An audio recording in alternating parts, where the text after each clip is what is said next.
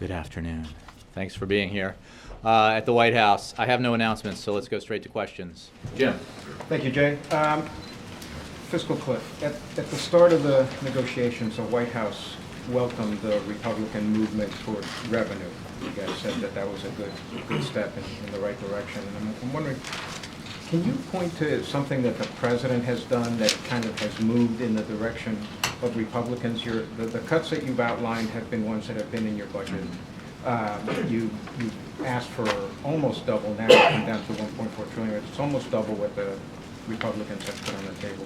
And you have $200 billion in stimulus money there. So what is it that, can you point to us how that is a negotiation? Well, I sounds like you've gotten some points for you. Let's just be clear. There is one party to these negotiations who has put forward a specific proposal for revenue and a specific proposal for spending cuts. Even when the Republicans, and I saw Speaker Boehner do this earlier today, insist that the president hasn't put forward spending cuts, it begs the question, what spending cuts have the Republicans put forward? Right. The proposal that we've seen is a 2-page letter, and the much discussed second proposal is less than half a page. There is no specificity behind what the Republicans have put forward, and no more than a sentence on revenues. The president has said, when it comes to spending cuts, here's what I propose. But he understands that it might require tougher choices and a negotiation. He's made that clear, and he said repeatedly that he's willing to do that. What we have seen, and you noted at the top, is some rhetorical concession to the notion that revenue has to be part of the equation here, but not a single specified source of revenue. Only the vague promise that revenue could be achieved through tax reform that somehow makes permanent the high-end tax cuts for the wealthy, which is non-negotiable and is not happening, and has a goal of lowering rates further, i.e. giving another tax cut, an additional tax cut for the wealthy. This is fantasy economics, and I know I'm answering at length here, but in 1993,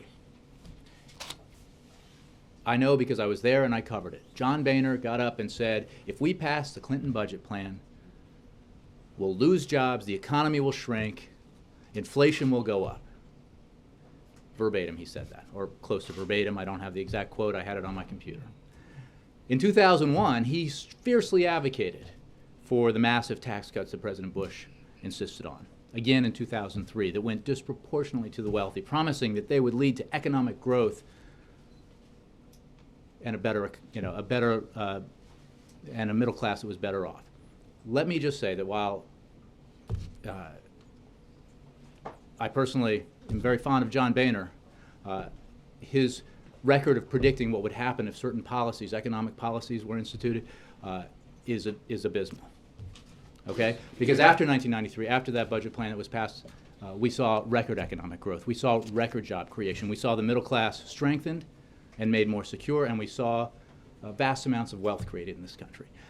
In the aftermath of those two massive tax cuts in 2001 and 2003 that President Bush authored and then Congressman Boehner advocated, we saw stagnation for the middle class, we saw anemic economic growth, and then the worst financial crisis of our lifetimes, not to mention surpluses turned into deficits. So, the president has a plan. The president has been very specific. He understands that he will not get everything in his plan.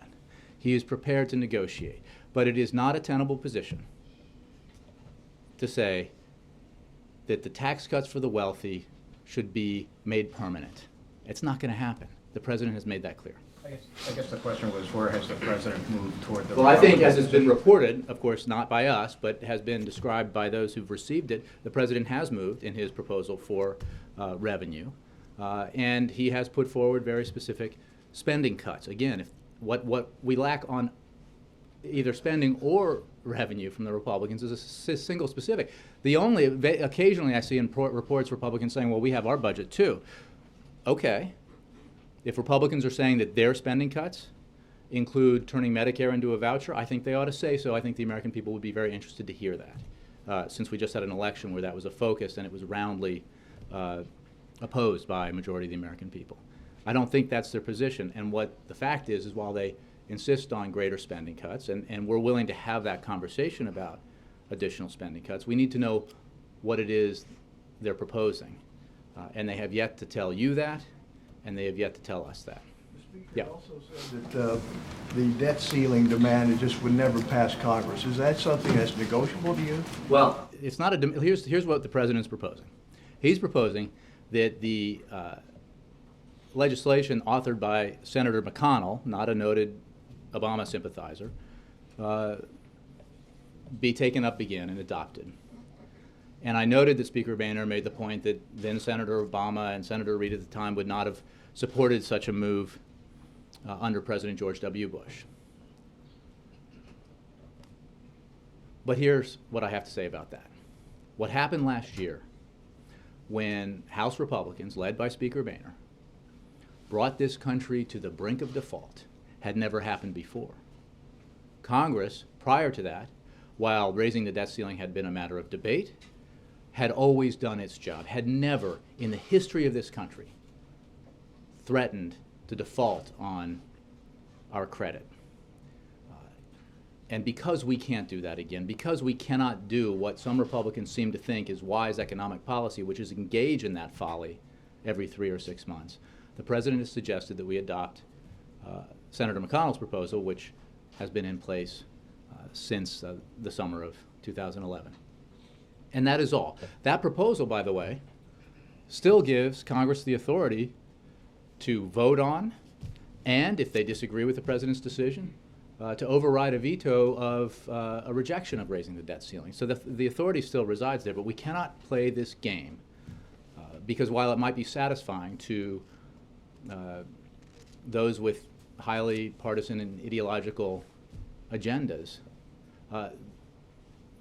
it's not satisfying to the American people, and it is punishing to the American economy. Cannot do it. But it sounds like this demand, you would not let that demand hold up a deal if Well, no, the President, here's what I'll say about that.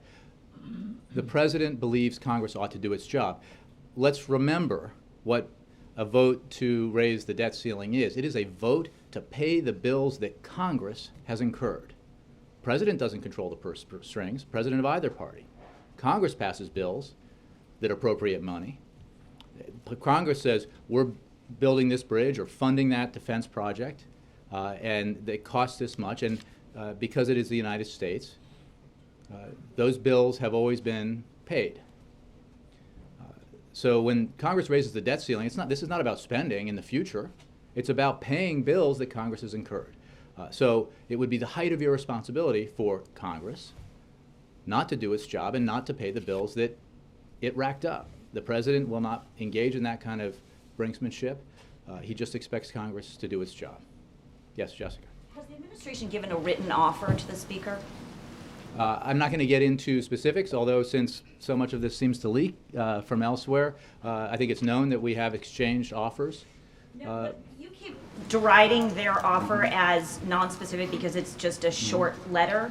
But it's my understanding that the Geithner offer was verbal. It wasn't even written down. So if well, I'm not going to get into writing specifics, is but the measure of everything that's seriousness, behind your offer wasn't even written. Well, again, Jessica, every conversation that we've had with Congress, both at the level of Secretary Geithner and Rob Neighbors and at the level of the President, has been backed by the specific proposals that we have on paper. So when we say $1.6 trillion in revenue, it's documented. When we say $600 billion in spending cuts, it's documented. Did you dispute that?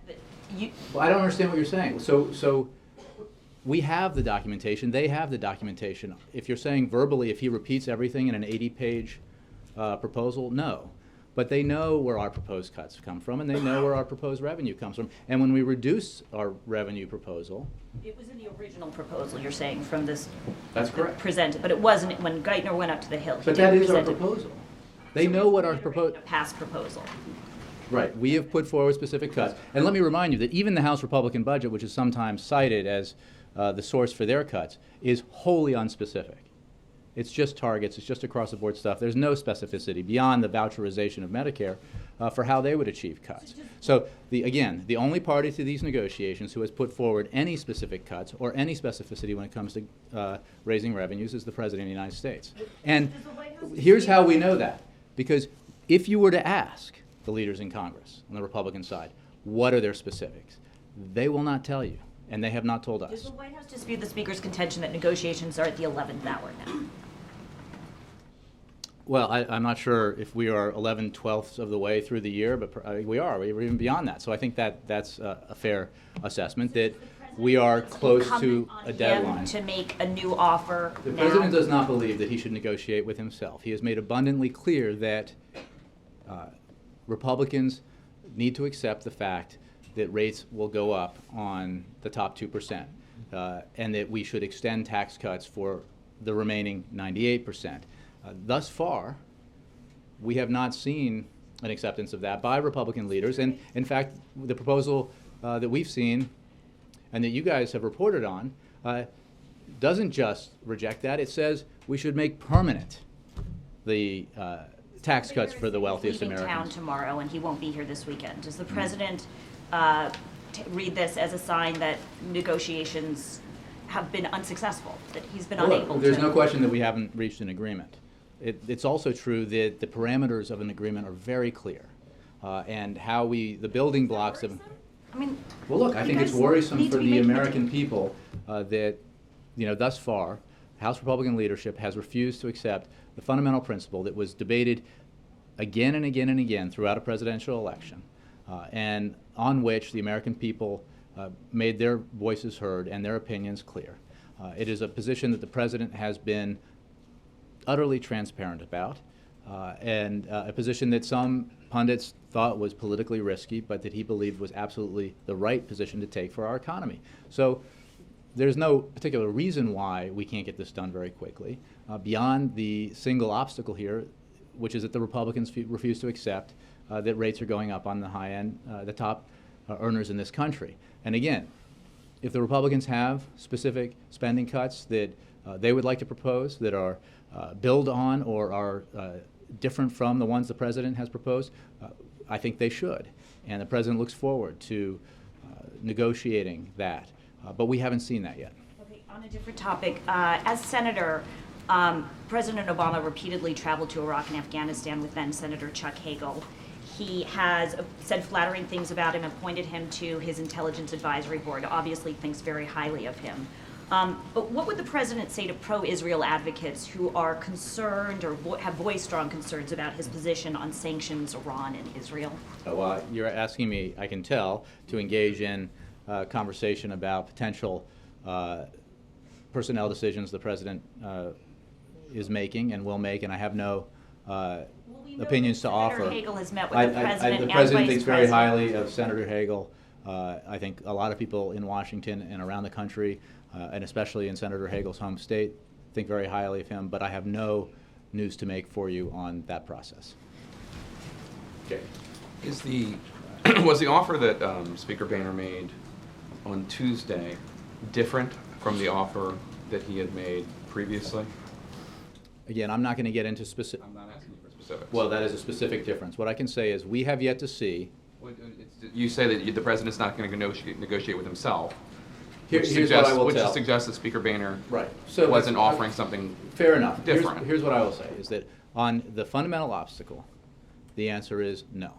We have not seen in any of our conversations or in offers any difference in the stated position by the Speaker of the House when it comes to revenues. And, the irony of even the proposal that was in the Speaker's letter and that has been put forward as the Speaker's, the Republican position, that promises $800 billion in revenue, which is not enough to create the balanced plan that's necessary for our broad-based deficit reduction goals. But even that $800 billion has been totally unspecified beyond their insistence that lower tax rates be extended for the wealthiest Americans. So, that's where it stands. Maybe the 800 billion is part of the 1.2 trillion that the president said would be in tax deductions and limited closing loopholes last year. Yeah, again, we see no specificity. And what Jason Furman got up here and described to you in great detail using solid facts and analysis by independent economists, not reports commissioned by industry in support of a political agenda, makes it very clear that we cannot achieve the kind of revenue necessary simply through cutting deductions or capping deductions and closing loopholes limited to the wealthy or to those making more than $250,000 in any economically sensible or politically feasible way. It's just not possible. So again, you can write that. There are other contentious issues, Sure. including the House Republicans think that the degree to which spending will be reduced or cut is a big contentious issue. Did the Speaker's second proposal was it not different a little bit, at least, from his first proposal when it came to spending cuts? We have not seen any specificity when it comes to spending cuts. We know that Republicans want greater spending cuts, but we don't know how they would achieve them, what their proposals are. If the answer, which we haven't heard, but if the answer is, well, go look at the Ryan budget, we know that A, that lacks specificity too, always did, and B, that it contains the voucherization of Medicare, which is not happening. So that doesn't mean that there are not serious and credible ways to further reduce spending that this president would entertain and be able to come to an agreement on with Republicans. We believe there are. And this president's made clear that he understands that this is not easy, that he will not get everything that he wants, that his plan as written will not be what's passed and signed into law, and he is willing to make tough choices. But there are some clear red lines when it comes to how we build a broader deficit reduction package. And one red line is he will not sign into law an extension of tax cuts for the top 2%. We can't afford it, and it's bad economic policy. Is there any sort of plan B being discussed, whether with the Speaker or on some sort of separate track, so that if there isn't a deal cut, there is at least some way to pass the 98%, extending the tax cuts for 98%, and paying down some of the sequestered spending cuts, at least for a few months until something can be worked out? Is there any effort being made by Mr. Neighbors or anybody in the White House to at least have that ready so we don't entirely go over the cliff on January 1st? It's a good question. We still believe that a big deal is possible. We believe the parameters are there, and we remain confident that if Republicans agree with the basic idea that rates have to go up for the wealthiest while we extend tax cuts for everyone else, that we can reach a deal fairly quickly. One aspect of a way to deal with this, at the very least, would be to pass the tax cuts for 98% of the American people. That would deal with a chunk of the so-called fiscal cliff, and I am sure that there are others who have, as part of putting together a bigger proposal, but also independent from that, I'm sure there are ways to address issues of the fiscal cliff. The president believes that this is an opportune time to think bigger than that, to do more than that, to try to pass a broad package that, combined with the spending cuts already signed into law, achieves the kind of significant deficit reduction that puts us on a fiscally sustainable path for a decade. And he doesn't want to pass up that opportunity. Got it. But Just but in I'm saying case, that there are... in case of emergency, break glass. Is there some sort of plan B? In case of emergency, the House should break the glass. The House Speaker ought to allow the Republicans to vote on extending tax cuts for 98% of the American people. That would deal with a chunk of the so-called fiscal cliff. And I will refrain from reading the quotations from congressman after congressman of the Republican Party, as well as senators who have said that we should do that at the very least. And I'm hoping that, and the president hopes that, those voices are heard and that action is taken, because the dysfunction that appears to continue to exist in Washington should not result in punishment for the middle class.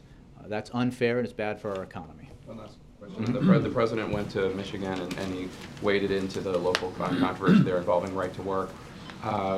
there was violence at some of the demonstrations with the union activists being involved. I was wondering if the president was aware of any of this violence, if he had any response to it. I haven't discussed reports like that with him, but so I'm not sure if he's aware of it. But we would deplore violence in any case, and the president feels very strongly, as he said on his visit to Michigan the other day, that right to work laws are really right to be paid less laws, and that they reflect a political agenda and not an economic agenda, and he opposes them.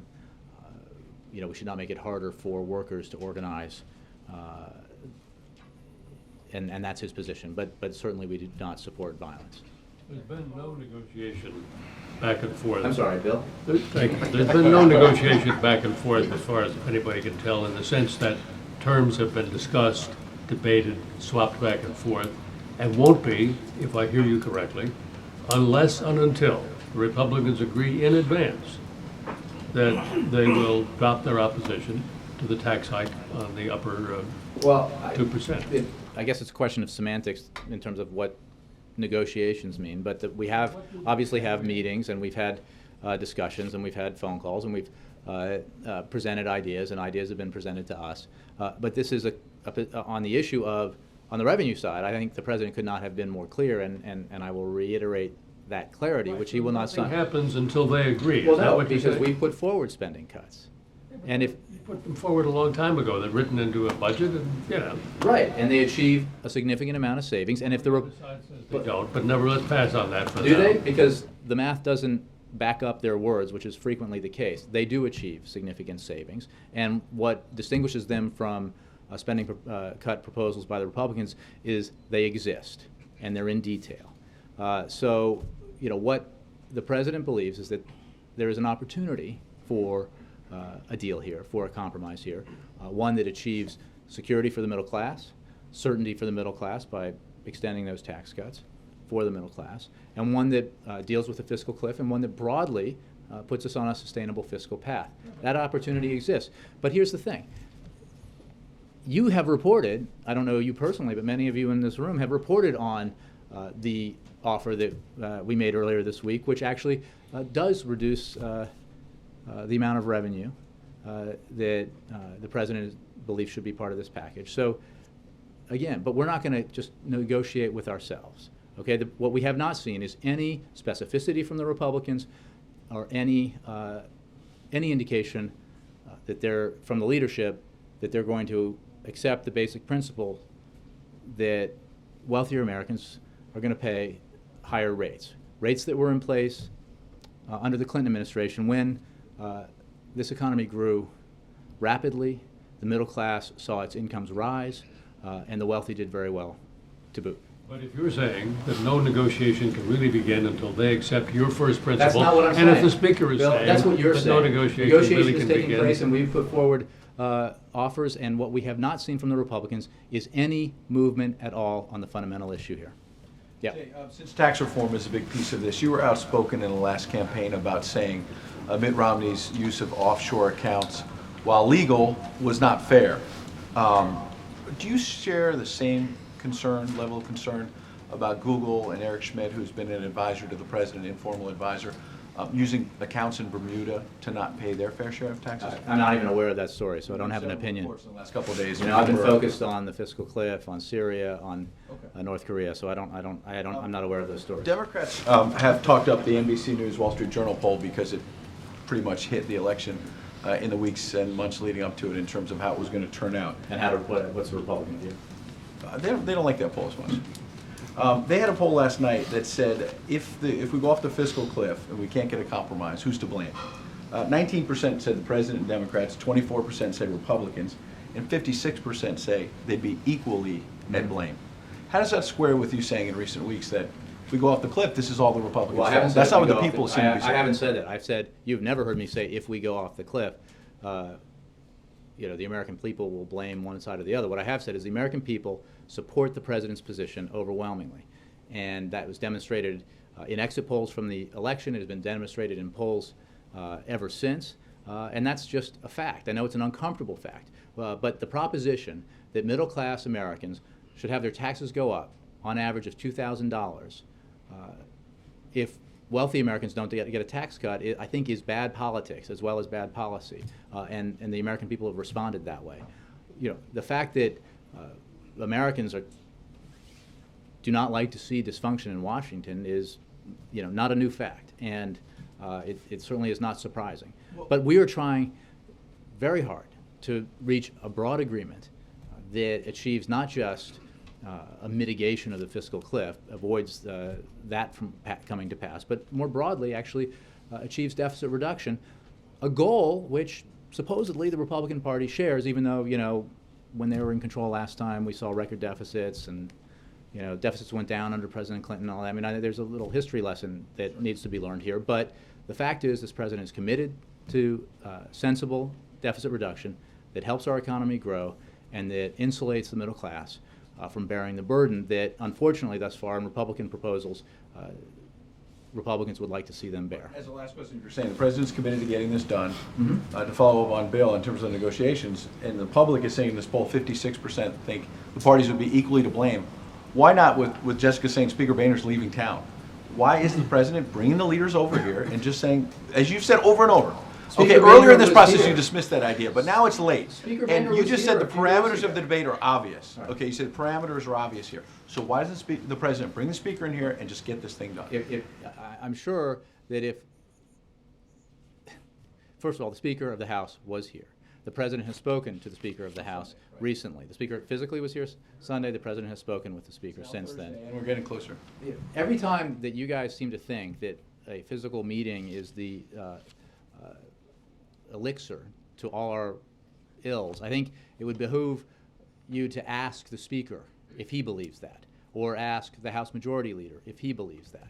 You know, we have put forward proposals. We have received proposals. The process continues. There are clear obstacles here, the principal one being the rather amazing insistence, given the road we've traveled these past several years, given the degree to which this was debated, the degree to which independent economists back up the president's position, we still have this insistence that we're not going to do anything that doesn't include tax cuts for the wealthy from the Republicans, and that's just not acceptable to the president.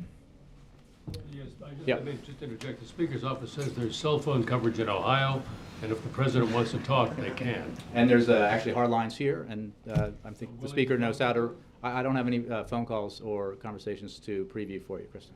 Jay, thanks. I want to go back to the issue of the debt ceiling.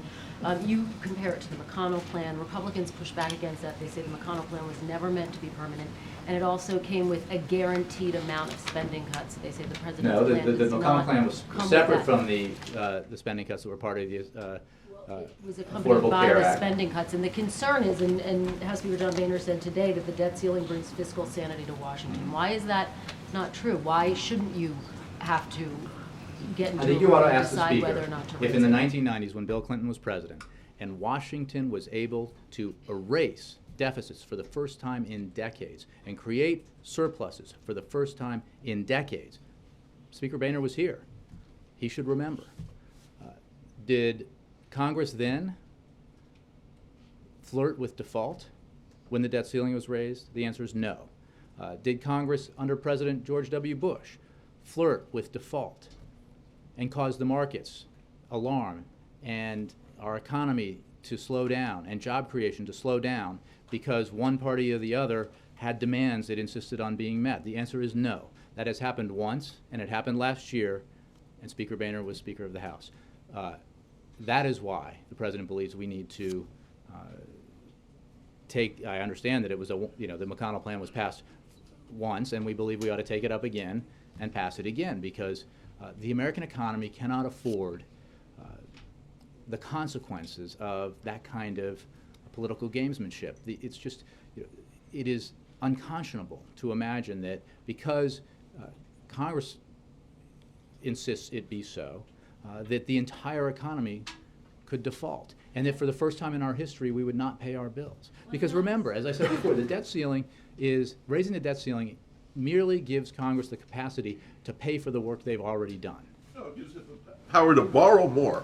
To pay for the work that they've already done. But to borrow more money. Correct. And To pay raise for the debt. Okay, but so the alternative, which is default, is to not pay for the bills that Congress has incurred. And Jay, I'm not So, disputing that I mean, it's a if difficult Congress- process, but Sure. isn't this the best way to keep deficits in check? Again, I could go over the history again. In our lifetimes, certainly yours, the last time and the only time the deficits had turned into surpluses. I just mean that I'm a lot older than you.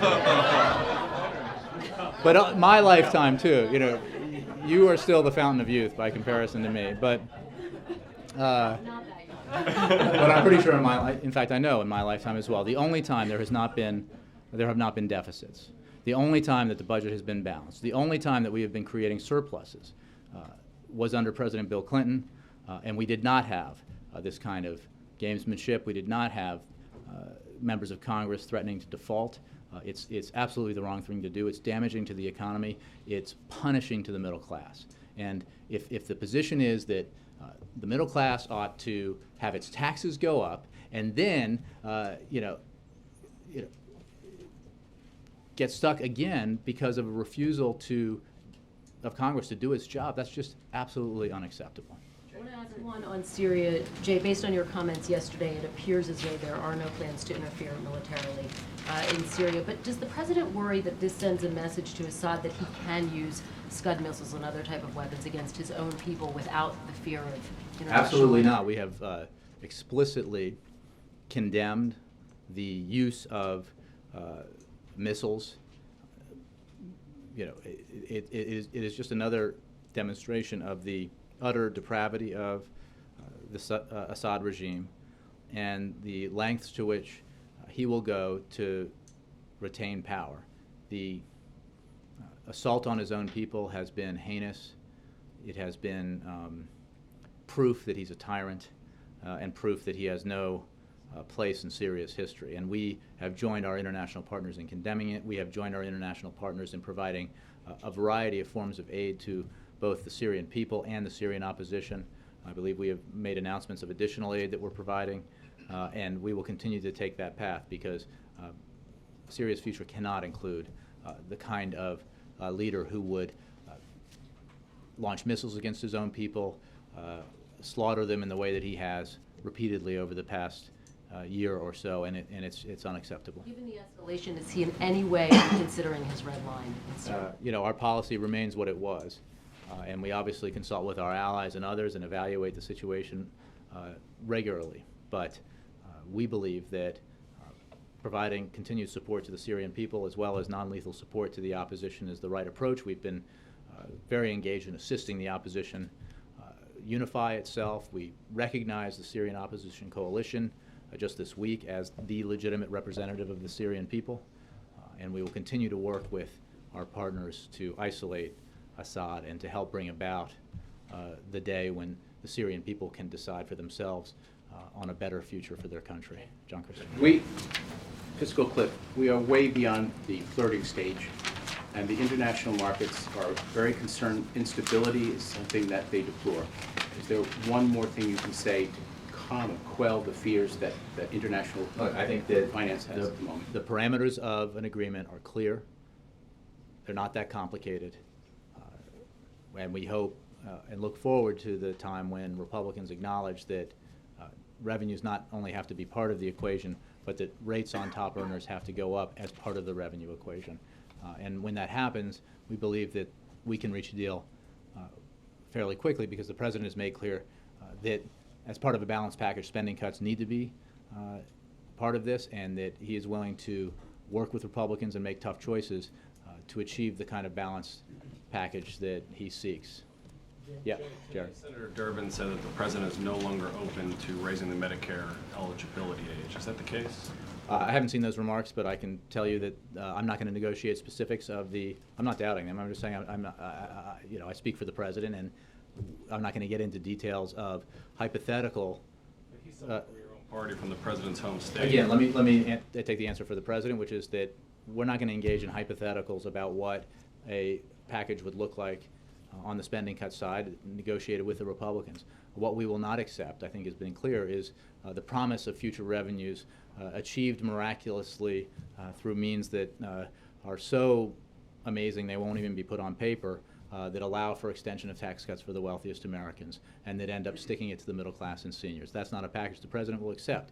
He is willing to make hard choices, however, but he will make hard choices that make sense for the economy and for our seniors and our middle class and our students and families with disabled children.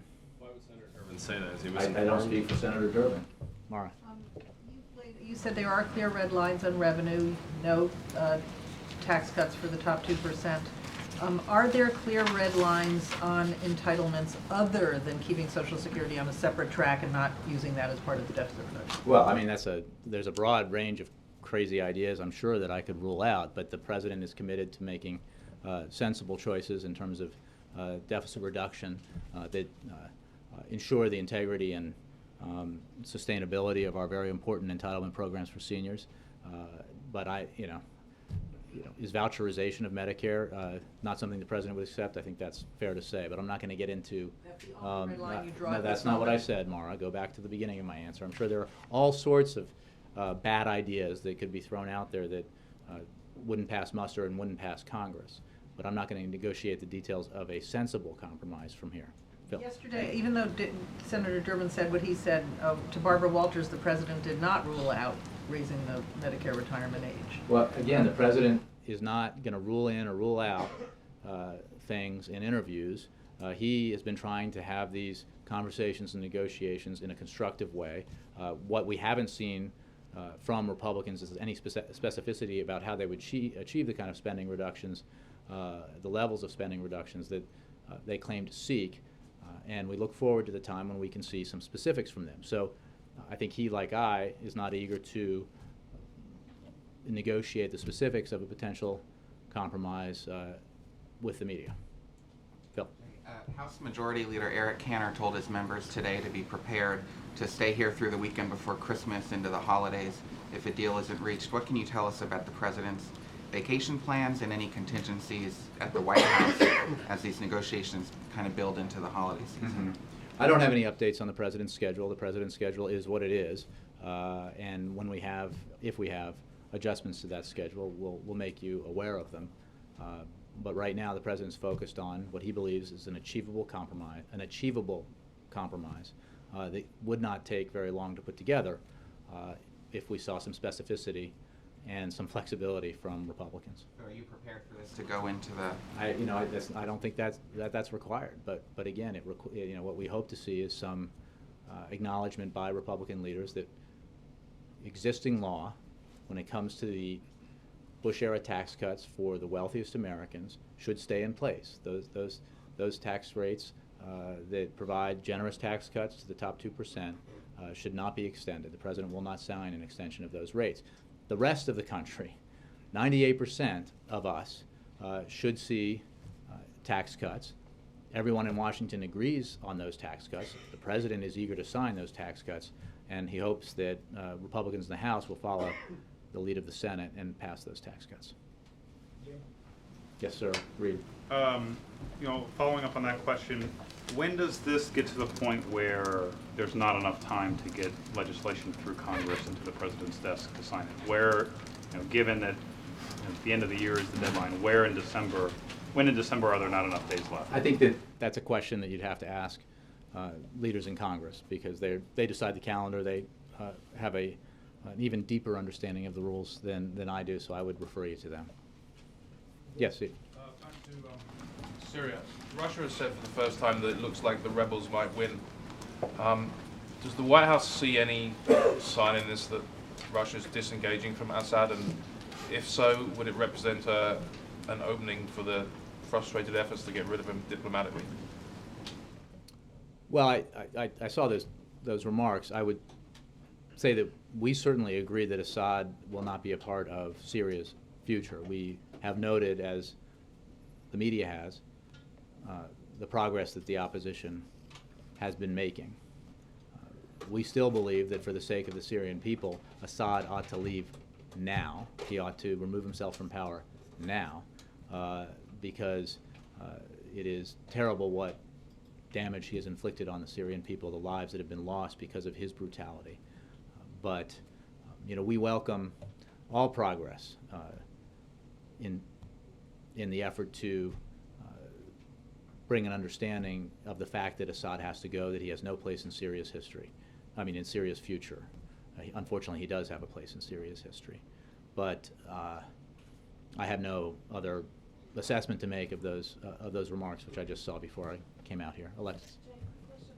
The president is going to be talking to media this afternoon, local media. He's been traveling, trying to apply pressure from the outside in, talking to the business community.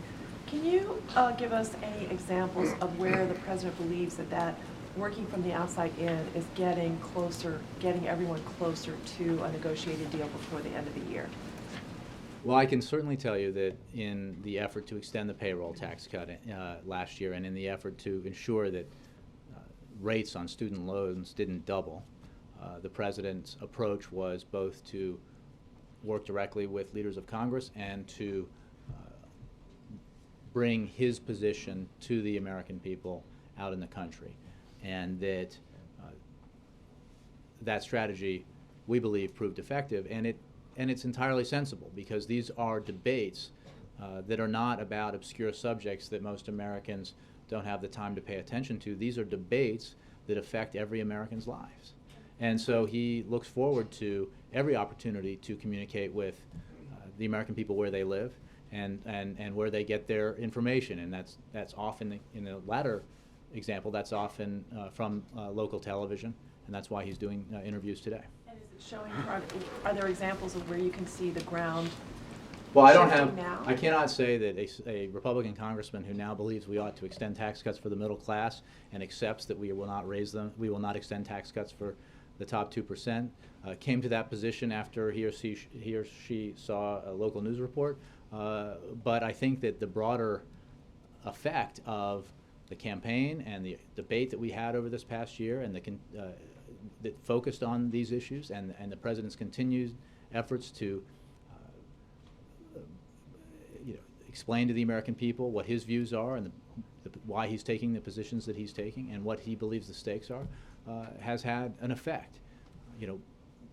The purpose being that we believe there ought to be a compromise where nobody gets everything that he wants, but that we all come together to agree to a package that achieves something that would be very beneficial to this country's economy, which is a long-term deficit reduction deal that protects the middle class, that helps the economy grow and create jobs, that ensures that we continue to invest in areas that will help the economy grow long-term, and that brings down our deficits in a way that puts us on a fiscally sustainable path.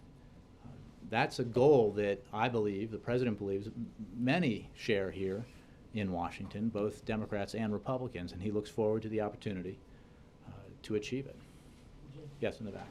Jay, follow up to and what then you, Mark, yeah. Follow up what you said to Kristen, really. I too am old enough to remember the mid-90s, and I'm old enough to remember. Kristen remembers that. I just mean that. I just want to make clear that the only time in her lifetime there's been a surplus was under Bill Clinton. But before, in 95 and 96, I remember, before the budgets were balanced, we had two major government shutdowns, and it became very personal. The negotiations became very personal. Don't we run the risk of this becoming a personal kind of thing with this crisis? Well, I'm not sure about that assessment. I think that President Clinton and then Speaker Gingrich continued to talk and negotiate, even though they came at it from different points of view. And I don't think that's very different from the situation we have now. At the personal level, I think, and I know that the president likes and respects Speaker Boehner and has good relations with congressional leaders of both parties, as well as rank and file members in both parties. And that's a good thing. But the most important thing is that we here in Washington respond to and listen to the American people, and we make the tough choices that we believe are right for the economy and for the middle class. And that's why he hopes that Republicans in the House will pass tax cuts for the middle class. Why he hopes Republican leaders will agree to the basic principle that in order to achieve the kind of deficit reduction that's necessary and balanced, we need rates to go up on top earners. And then we can move forward with a package that includes tough spending cuts, but spending cuts that are sensible and make sure that we achieve the balance that the president believes is both the right way to go and that the American people want to see. They're not slamming the phone down on each other or anything. I have never seen that happen on this end. Mark. Jay, thank you. Two questions on North Korea. A few years ago, Defense Secretary Gates said that North Korea's attempt to develop an ICBM program could, in a number of years, pose a direct threat to the American homeland. The North Koreans have now successfully put a long-range missile into orbit. I'm wondering whether you believe, the President believes, that the American people should feel directly threatened by what the North Koreans did this week.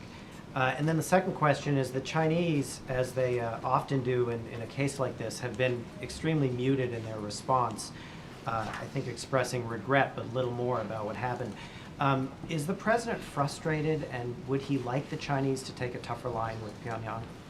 On the second question, I think you've seen us be very explicit about our desire to have China exert the influence that it has on North Korea.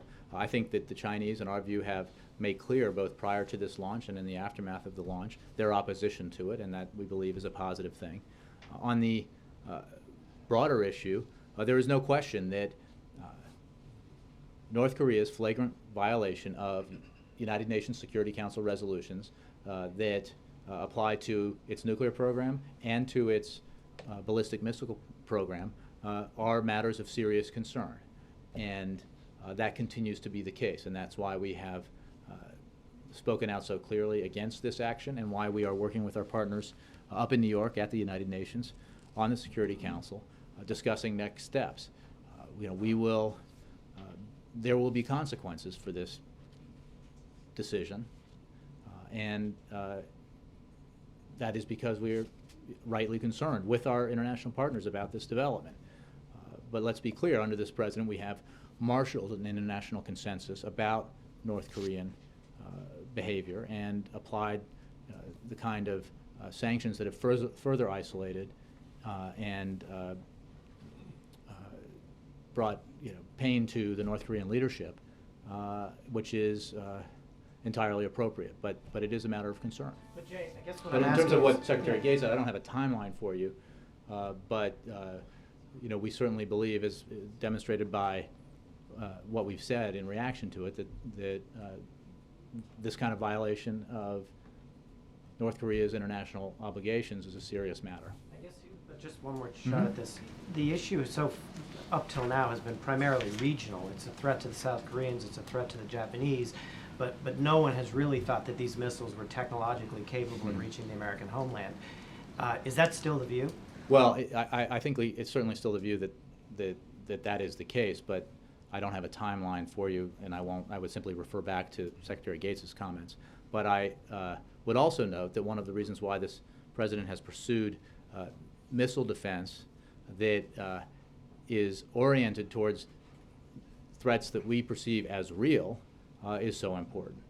And that includes, obviously, North Korea as well as Iran. So, we're pursuing this issue from a variety of fronts because we consider it to be very serious. Thanks, Jay. Last one. Thank you, Jay. How would you compare the situation with North Korea and with Iran? Are we there in the same dynamics, that you seek a Security Council resolution, that there will be timelines, that there will be red lines, or is North Korea different cases than Iran? Well, they're certainly at different stages in the developments of their prohibited programs, and they're different countries, and there are in some ways different issues at stake. But the overall principle that Iran ought to forsake its nuclear weapons program, abide by its international obligations, and thereby end its pariah status, re-enter the international community, and enjoy the benefits thereof, applies to North Korea. North Korea ought to cease violation of its international obligations and take the necessary steps to assure the international community of that cessation. And that would be better for North Korea and better for the North Koreans. Thanks very much.